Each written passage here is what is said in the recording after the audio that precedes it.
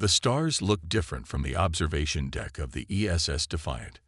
John Carter stood tall, his diplomatic uniform pressed perfectly as Earth's first deep space vessel approached the massive space station. The year was 2157, and humanity had finally achieved faster-than-light travel just 3 years ago. Now they faced their biggest challenge yet: first contact with the Galactic Council.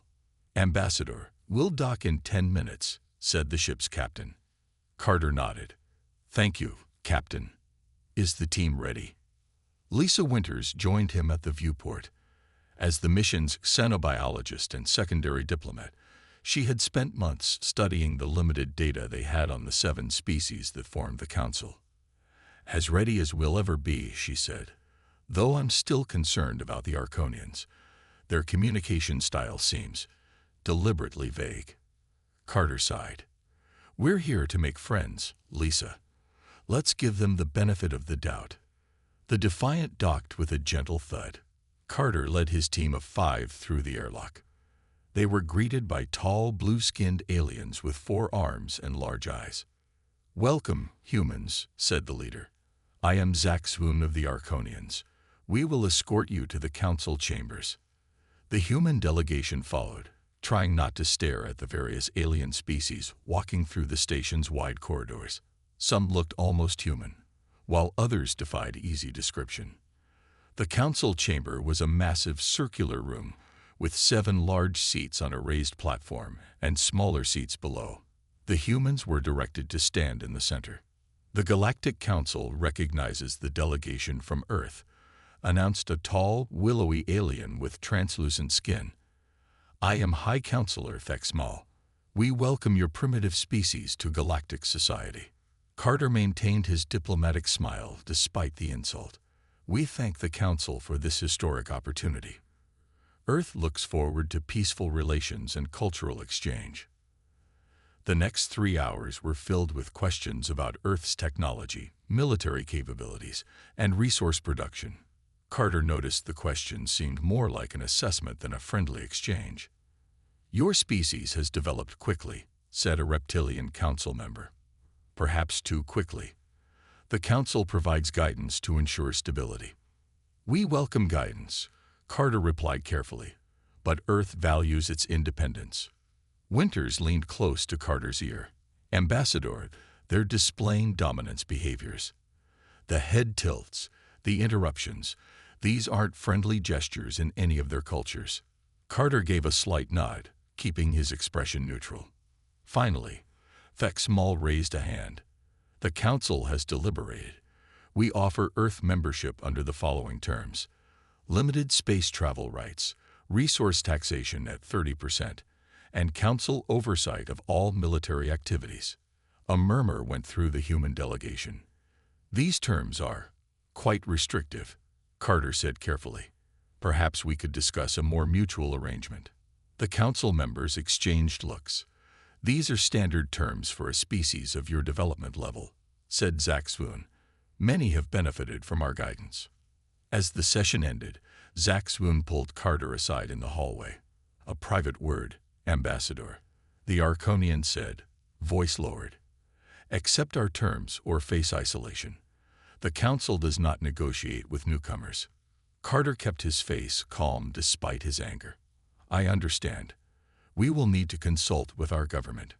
Back on the Defiant, Carter called an emergency meeting. "They're not looking for allies," he told his team. "They want subjects." Winters nodded. Their body language showed contempt, not respect. "I've never seen such consistent negative signals across different species." "So what do we do?" asked one of the junior diplomats. Carter looked out at the stars. "We play for time. Tell them we're considering their offer while we learn more about this council." He tapped his communication device. "And we need to contact Earth immediately. Something tells me there's much more to this Galactic Council than they're telling us." What none of them knew was that back on Earth, military intelligence officer Jack Mercer was already receiving an encrypted message from an unknown alien source. The message contained just 3 words: "Beware the Council." Jack Mercer stared at his screen. Reading the message again, Beware the Council. The data packet contained much more than just those 3 words. Hidden inside were files, hundreds of them, written in an alien language he couldn't understand. Mercer was not a man who scared easily. 15 years in military intelligence had hardened him, but something about this message sent a chill down his spine. He picked up his secure phone and dialed a number few people had access to. "Admiral Blake, I need to see you. Now." 3 hours later, Mercer sat in a secure room deep beneath the Pentagon. Admiral Susan Blake looked at the data displayed on the large screen. "And you're sure this came from one of the Council species?" she asked. "Yes. The transmission signature matches what we know about Dorvan technology. Someone inside the Council is trying to warn us." Blake studied the strange symbols. "We need to decode this. Immediately. I've already called in Dr. Alan Ross, best cryptolinguist we have." The door opened and a thin man with glasses walked in. Dr. Ross looked more like a college professor than a military contractor. He glanced at the screen, and his eyes widened. "Oh my, this is fascinating. Can you read it?" Blake asked. "Not yet, but give me time." For the next 3 days, Ross barely slept. He compared the alien text to the language samples collected during first contact. Slowly, patterns emerged. On the 4th day, he called Mercer and Blake back to the secure room. "It's worse than we thought," Ross said. His face was pale. "These are records of Council interactions with other species. 12 of them. Species that developed space travel and met the Council." "What happened to them?" Blake asked. Ross pointed to images on the screen. These 3 were stripped of resources until their planets couldn't support them anymore. These 4 were forced into service roles. And these? He paused. These 5 tried to resist. They don't exist anymore. Mercer swore under his breath. "They're not welcoming us. They're assessing whether to exploit us or eliminate us." "Exactly," Ross said. "And according to these notes, humans scare them. We adapt too quickly. We're too aggressive, too unpredictable." Blake stood up straight. "I need to brief the President. Immediately." President Richard Kelly listened carefully as Blake explained the situation. The Oval Office was silent except for Blake's voice. "So our options are submit, be destroyed, or find another way," Kelly said when she finished. "Yes, Mr. President." Kelly looked out the window at the White House lawn. "The Council doesn't know we have this information." "No, sir. They believe their transmission was secure." "And our delegation? Still at the Council station. Ambassador Carter has requested more time to consider their terms. He's stalling." Kelly nodded. "Good. Keep him stalling. Meanwhile, I want a task force. Top people. Military, science, intelligence. We need options." "Already started, sir," Blake said. "And keep this quiet. If the public knew." "Understood, sir."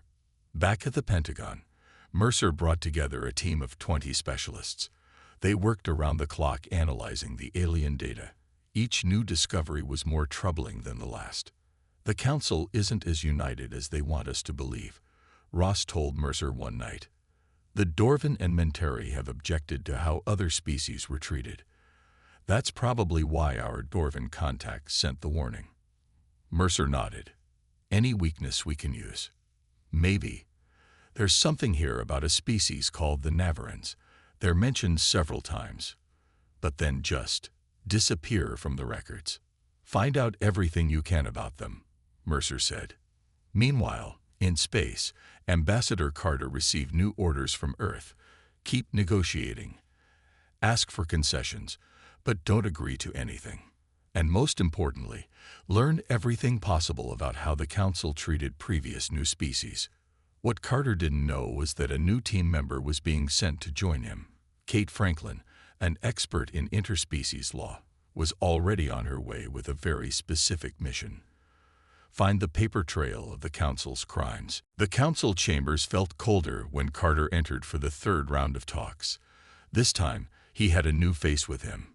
Kate Franklin walked with quiet confidence, her eyes taking in every detail of the alien representatives. "The Council recognizes Earth's delegation," Thexmal said. "Have you reached a decision on our generous terms?"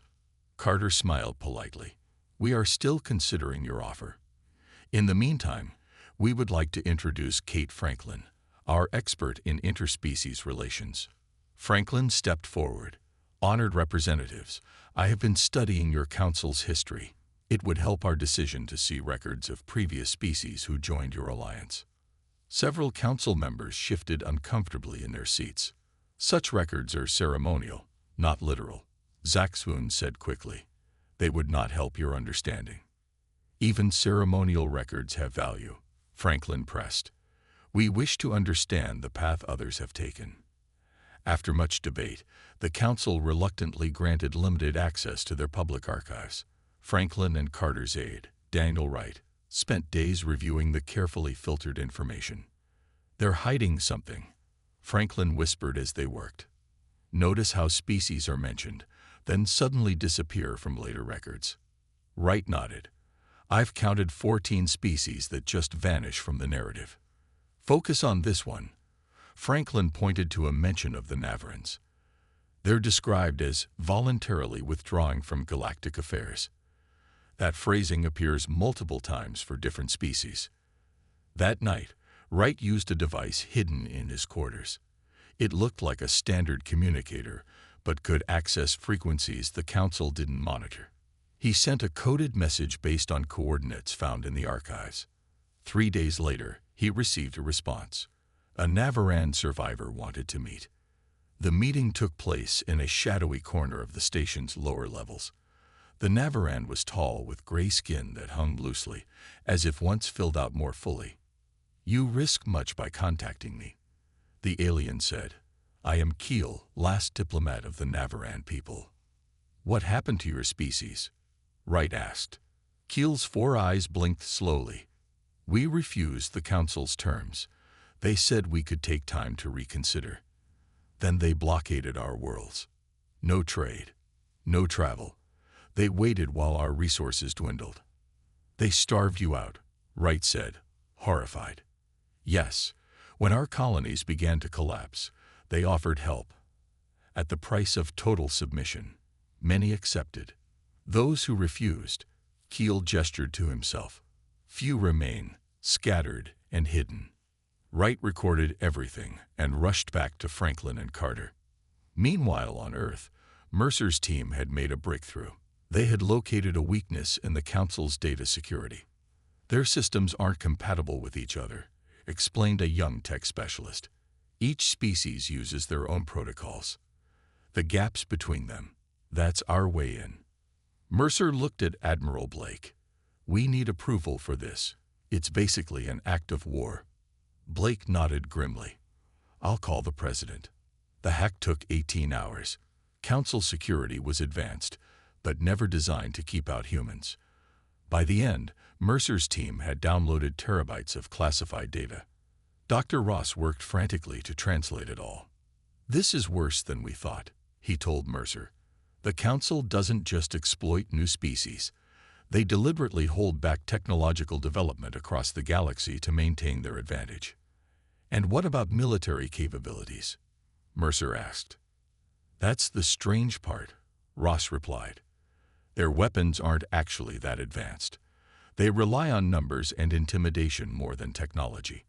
Their real power is political control." Mercer immediately called Blake. "Admiral, I think we can fight them if we have to."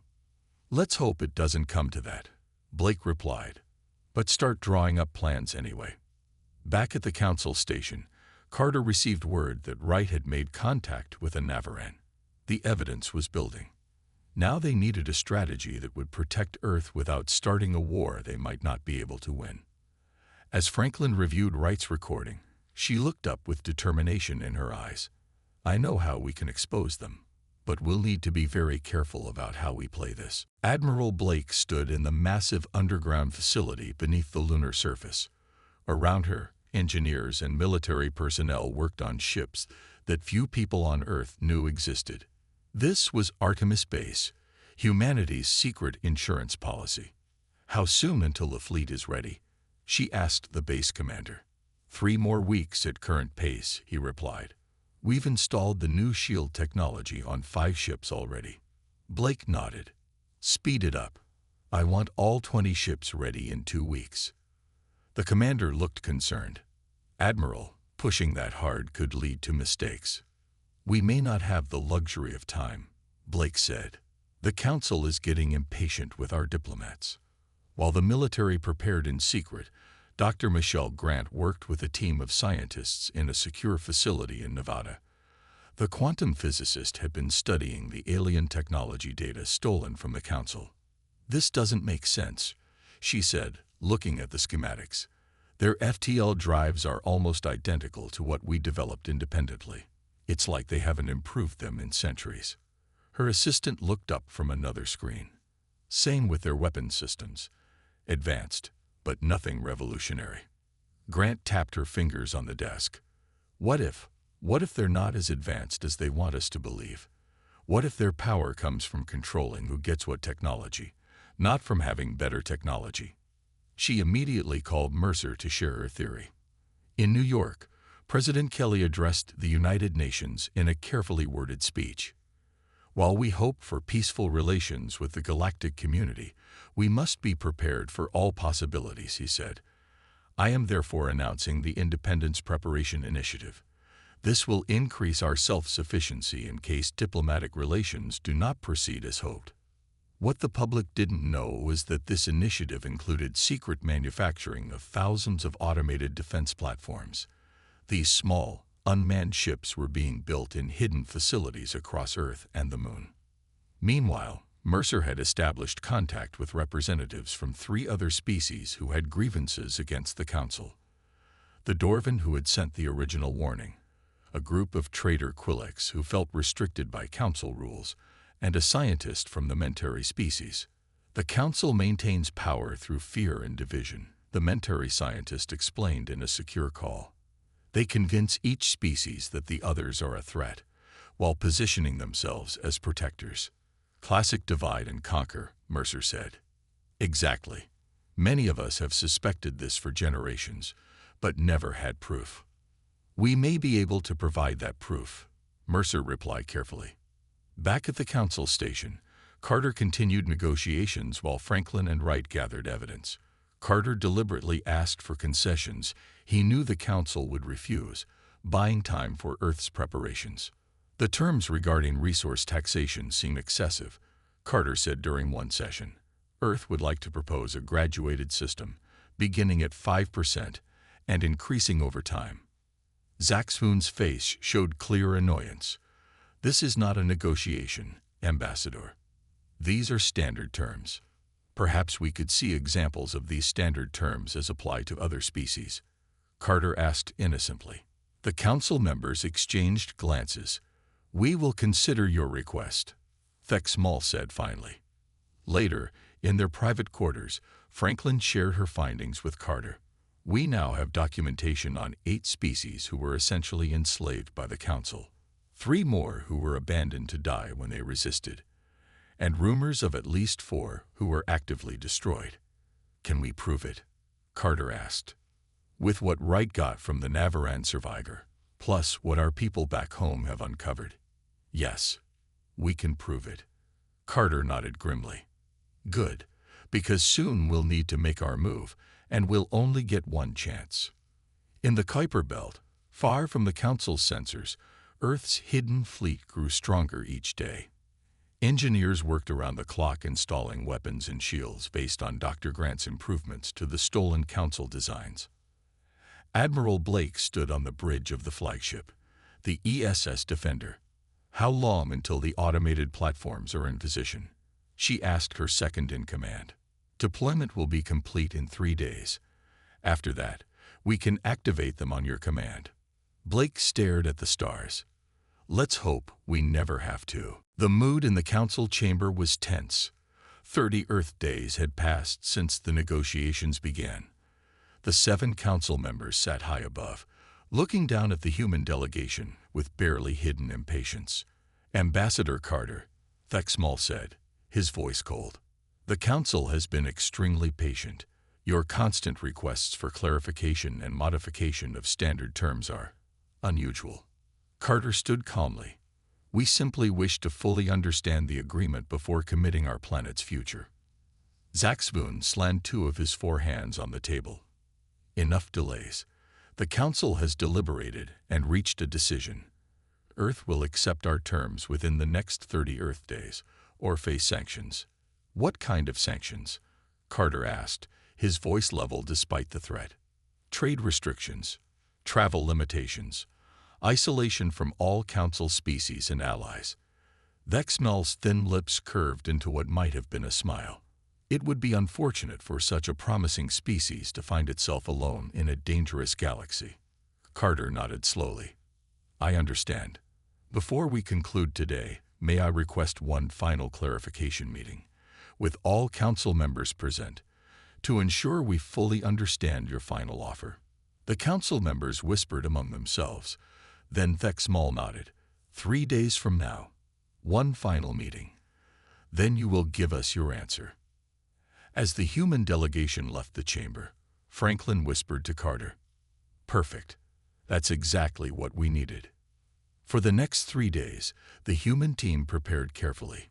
They organized their evidence, prepared their statements, and made sure their communications with Earth were secure.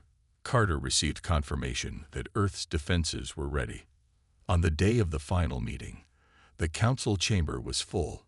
Not just the 7 Council members, but their aides and representatives from many other species were present to witness Earth's decision.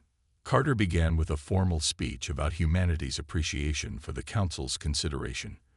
Then he turned the floor over to Franklin. "Honored Council, before we give our final answer, we seek clarification on how membership has worked for other species," Franklin said. She activated a holographic display. "We have been researching previous members." Vexmal shifted uncomfortably.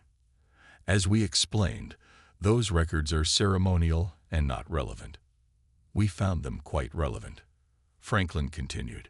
She displayed images of various alien worlds, particularly regarding the Navarans. The chamber went silent. Several Council members looked shocked. "The Navarans voluntarily withdrew from galactic affairs," Zaxvoon said quickly. Franklin looked directly at him. "Did they?"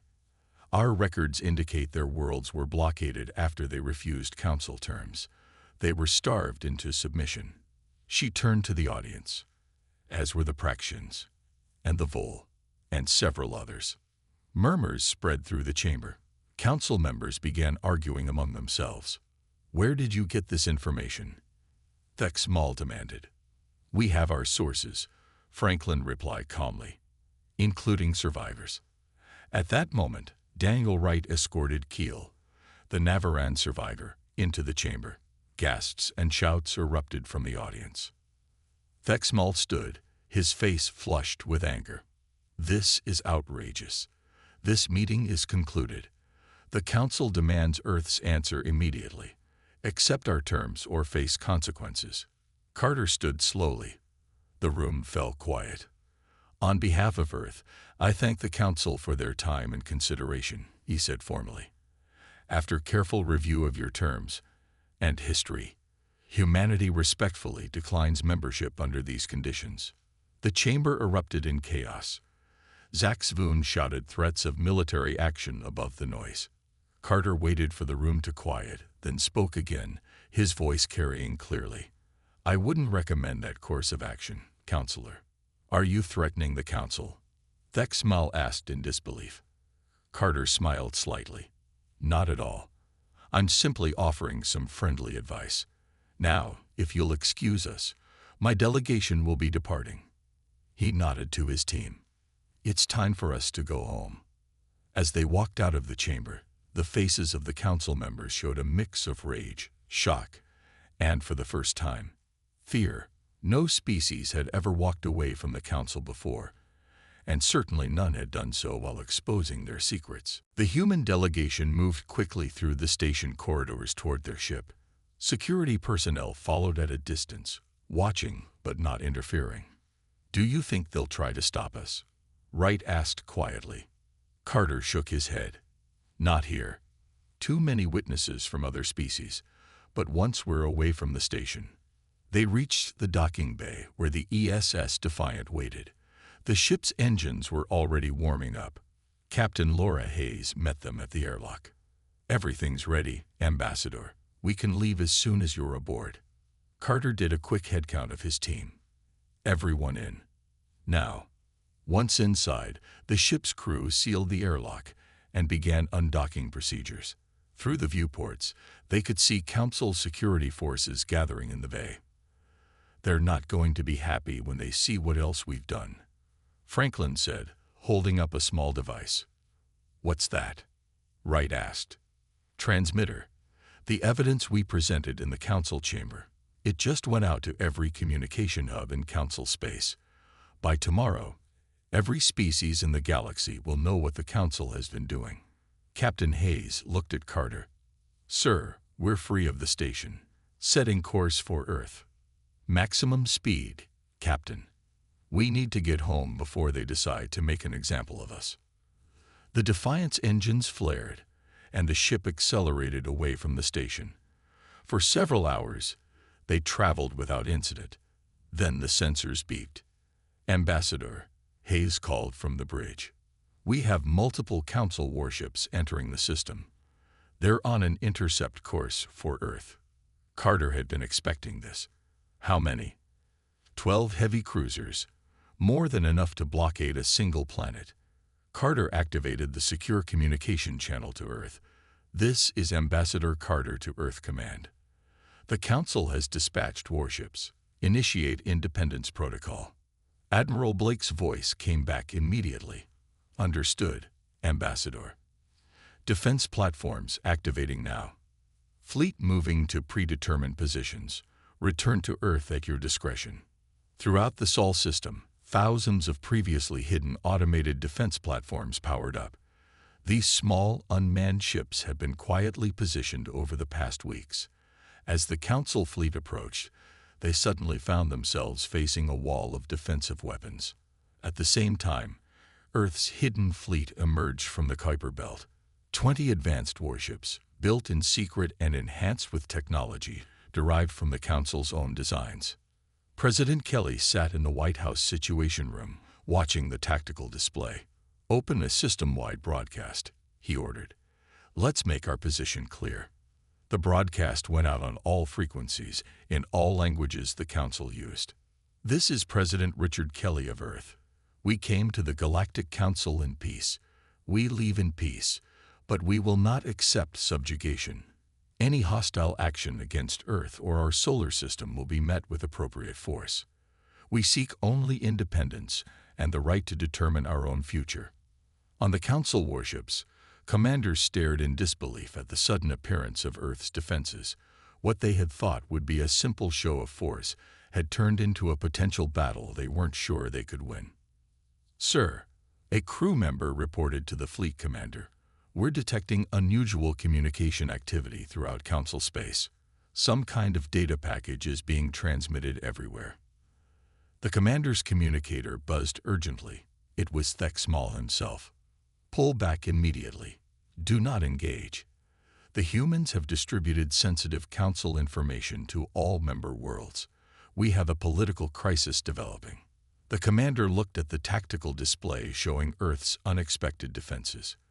With respect, High Counselor, a strategic withdrawal might be wise regardless. Across dozens of worlds, beams of all species were viewing the evidence Franklin had released. Images of devastated Navaran worlds. Records of Council decisions to blockade, starve, and exploit developing species. Secret agreements to restrict technological advancement.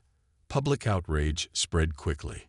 On several Council member worlds, crowds gathered outside government buildings, demanding explanations. Back on the Defiant, Carter watched as the Council warships changed course, moving away from Earth. They're leaving, Hayes said, surprised. Carter nodded. For now.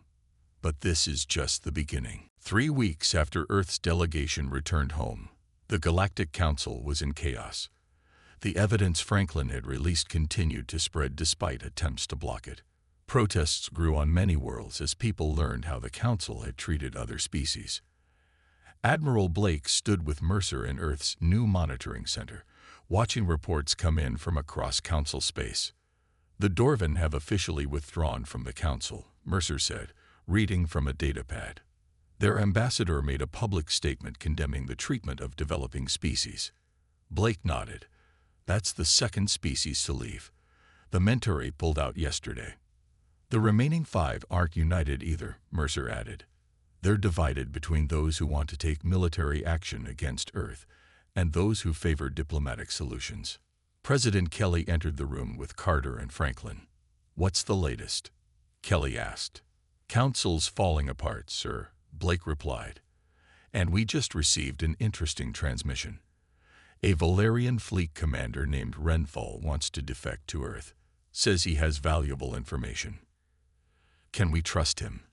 Kelly asked. Carter stepped forward. "The Valerians were the least hostile toward us during negotiations.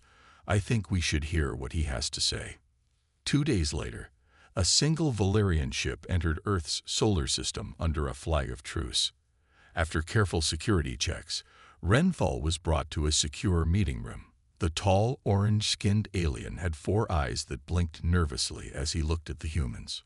"Thank you for granting me asylum," he said. "What the Council did was wrong. Many of us have known this for generations, but fear kept us silent." "What information do you bring?" Blake asked. "The Council's military strength is mostly an illusion," Renfall said. "Only 3 of the 7 Council species maintain significant fleets. The others rely on economic control rather than military power." He activated a small device that projected a map of Council space. "These are the main military bases, refueling stations, and weak points in their defense network." He looked at the humans earnestly. "I don't want war. I want reform. Many across the galaxy want the same." The information Renfall provided proved invaluable. It confirmed what Earth's intelligence had already discovered. The Council maintained power through manipulation, not technological superiority. While Earth processed this information, more news arrived. The Quillex, known for their trading networks, had launched a coup against their own government. The pro-Council leaders were removed from power, and a new democratic system was being formed. "They're calling it the Freedom Revolution," Franklin told Carter as they watched news broadcasts from Quillex worlds.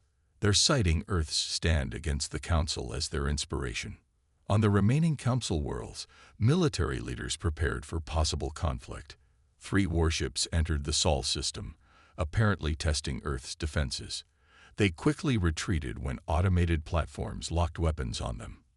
Thexmal, now struggling to maintain control of the fracturing Council, sent a message to Earth. "Your actions have disrupted the peace and stability of the galaxy. The consequences will be severe."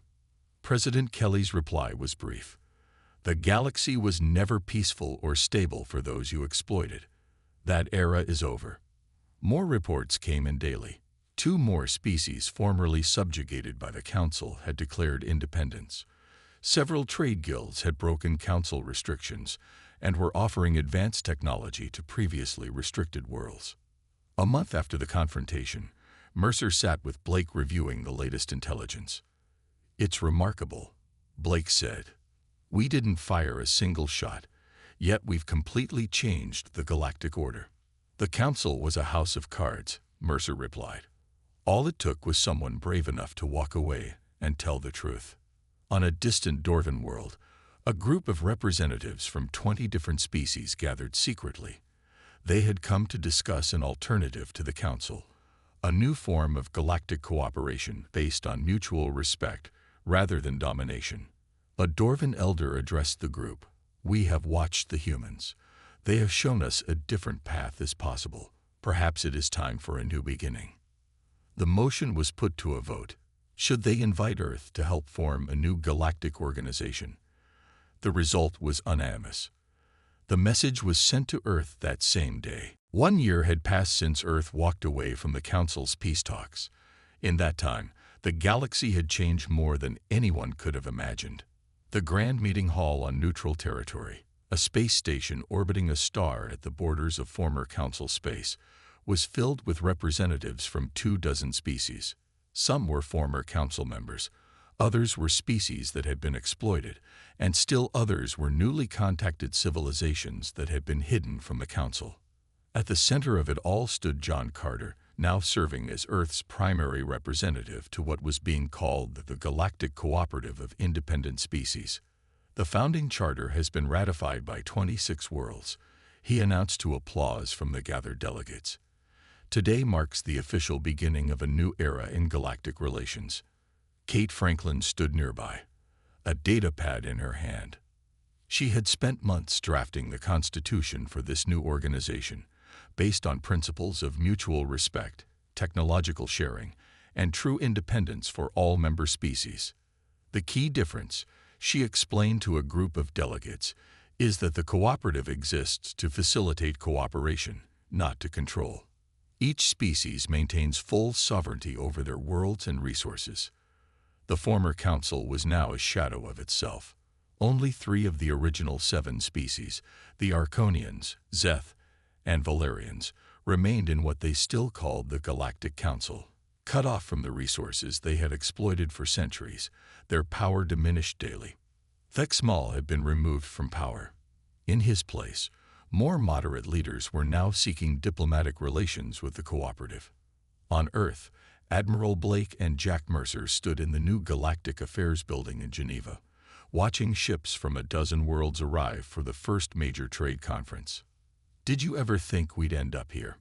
Mercer asked, looking at the various alien craft entering Earth's atmosphere. "Honestly, I was preparing for war," Blake admitted. "This is a much better outcome." President Kelly had been re-elected in a landslide, his handling of the Council crisis earning him unprecedented popularity. He had appointed Dr. Michelle Grant as Earth's first Minister of Galactic Technology Exchange. Her work reverse engineering Council technology had given Earth significant advances, which they now shared with cooperative members. The former Navaran diplomat, Keel, had become a respected voice in the cooperative. His people were slowly rebuilding on a new world, with assistance from Earth and other allies. The human approach to problem-solving is remarkable, Keel told a gathering of scientists, where the Council saw a binary choice: submit or be isolated. Humans found a third option. They simply walked away and created something better. In a private meeting room, Carter sat with representatives from the remaining Council worlds. They had finally requested formal talks with the cooperative. "We are prepared to recognize the cooperative as an equal galactic authority," the Arconian representative said, clearly uncomfortable with the reversal of power. "The cooperative doesn't seek authority over anyone," Carter replied calmly. "That was the Council's approach. We seek partnership, not dominance." As the meeting concluded, Carter walked out to a balcony overlooking the bustling spaceport. Franklin joined him. "Hard to believe it's only been a year," she said. Carter nodded. "The Council never understood us. They thought walking away from their deal meant isolation. They didn't realize it would lead to this." They watched as a ship from a newly contacted civilization arrived, making its first visit to a cooperative world. "Do you think they'll ever understand why we walked away?" Franklin asked. Carter smiled as he watched dozens of species mingling peacefully below. Species that, according to the Council, could never work together without strict control. "They're beginning to," he said. "Sometimes you have to walk away from a bad deal to find a better path forward." From across the galaxy, ships continued to arrive. Former enemies now talked as equals. Newly freed species shared their unique knowledge. Ancient civilizations that had hidden from the Council now emerged to join this new community. The age of the Council was over. The era of the cooperative had begun, and it had all started because humans had the courage to simply walk away.